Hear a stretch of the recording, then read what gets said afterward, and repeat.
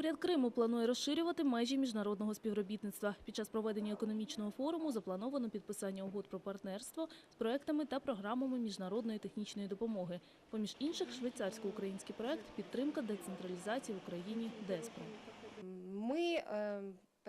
Ми, звичайно ж, зацікавлені в залученні додаткового ресурсу для вирішення насамперед стратегічних завдань, які поставлені в нашому 10-річному стратегічному плані. Цей ресурс, як і інші ресурси бюджетні, власних підприємств, інвестиційні ресурси для нас дуже важливі, і вони закладені в ресурси забезпечення стратегічних завдань, які стоять перед Автономною Республікою Крим. Крим є пілотним регіоном ДЕСПРО з початку роботи проекту в Україні 2007 року.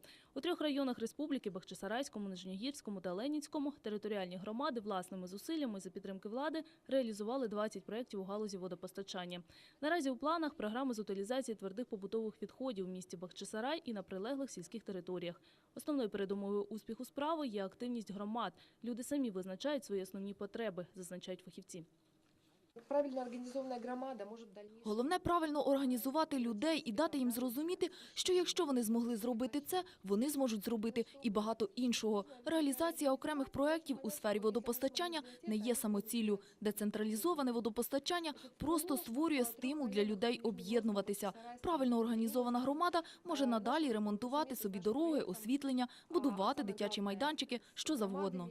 Щоб якомога більше людей змогли дізнатися про такий досвід, проект ДЕСПРО ініціював конкурс публікацій для засобів масової інформації про кращі практики самоорганізації сільського населення «Об'єднаємо громаду», реалізатором якого виступило творче об'єднання ЗМІ України «Славута». На конкурс приймаються матеріали, що розповідають, як громади за підтримки влади або без неї реалізували цікаві місцеві ініціативи. Експертна рада відбирає кращі і пропонує для обміну з іншими регіонами. Переможці конкурсу отримують цінні призи. Головний – поїздка в Швейцарію. Которые не способствуют. Досить активно відгукнулися журналісти. Приходить багато матеріалів, конкурс на кращі практики. Ми взяли саме сільське населення. Подібні прецеденти були на рівні республік, міст. Саме з громади починається держава. Цікаво вивчити саме цей досвід, показати, як люди досягають успіху. Серед цікаво поданих матеріалів експерти відзначили практику створення Кримсько-татарського етнографічного центру в селі Багатоущелина Бахчисарайського району. Ініціатором проекту став Ренат Саранаєв. Активісти громадської організації, яку він очолює, відреставрували старовинний будинок у кримсько-татарському стилі і прикрасили садибу давніми предметами побуту. До створення етносела долучилися і місцеві жителі. Спочатку допомагали хто чим міг, а потім почали робити різні вироби, товари, прикраси, частування, проводити майстер-класи з гончарської майстерності, вишивки та розпису.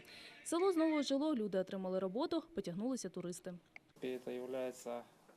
Це дуже гарна модель самоорганізації, мобілізації населення, мобілізації ресурсів для того, щоб слідувати такому красивому слогану, що Крим приречений на туризм. Туризм не тільки південнобережний, а й етнографічний, гірський. Нагадаємо, швейцарсько-український проект «Підтримка децентралізації України ДЕСПРО» успішно впроваджує принцип децентралізації в 3 регіонах України – у Вінницькій, Сумській областях і Автономній Республіці Крим. На прикладі практичного вирішення 2 найбільш актуальних для сільського регіону проблем – водопостачання та утилізації сміття.